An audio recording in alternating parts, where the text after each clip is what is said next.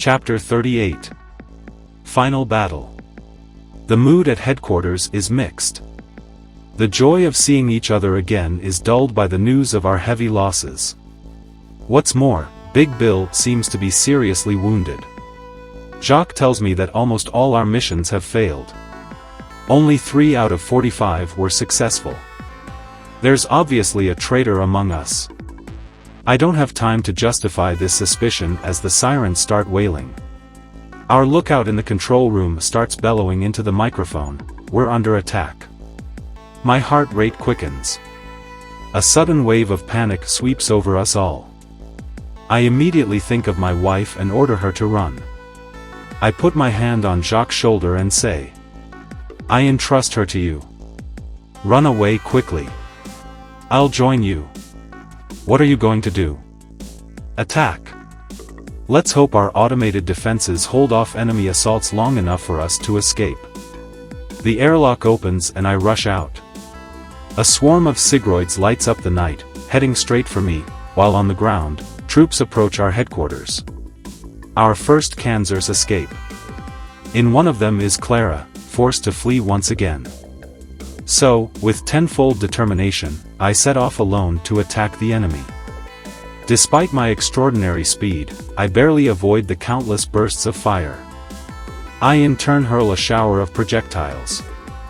Then I climb back up at an even more dizzying pace. I quickly annihilated my opponents on land. Now I have to deal with the Sigroids. I manage to avoid their shots and reach them. They explode, one after the other. Just as I'm becoming convinced that I'll soon be victorious, an alert emanating from my internal systems reaches me. Energy level down. I panic. But the fight goes on. The second alert makes me break out in a cold sweat. Energy level, critical. No. This is not the time. The fight is turning to their advantage. Minimum energy level, danger. My power decreases rapidly. I'm falling faster and faster.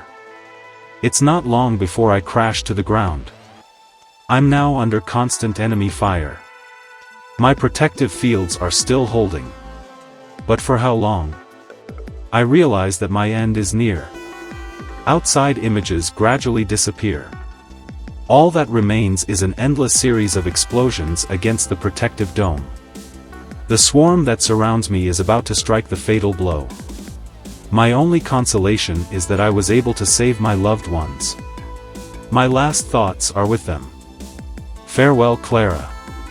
As I resign myself to my fate, the shooting suddenly stops.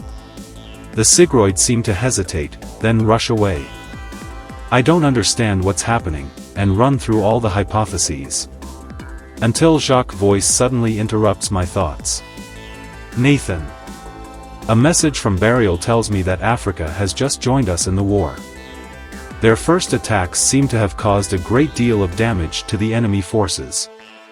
A team is leaving immediately to lend you a hand. Suddenly, hope is reborn.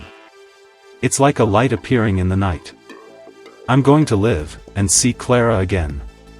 3 days of fierce fighting put an end to the conflict. Africa, the cradle of humanity, the continent that was supposedly erased, has given us victory. Thank you for giving us the most unexpected rebirth. It's been a tough battle, but our victory is indisputable. The last forces of power have been annihilated. A few more days and now it's time to make it official. To write a new story. Our history. I now stand with my family on the steps of the palace of the deposed government. In front of us, the large square of the main dome is packed. An overexcited crowd proclaims its joy at hope and newfound freedom. The moment is unique and grandiose. It is also a vibrant tribute to those who have fallen for our cause. However, questions remain and cloud my mind. Who betrayed us? Will Grohl continue the war? These doubts and unanswered questions prevent me from rejoicing completely. Clara looks at me and understands. Only the near future will give us the final answers.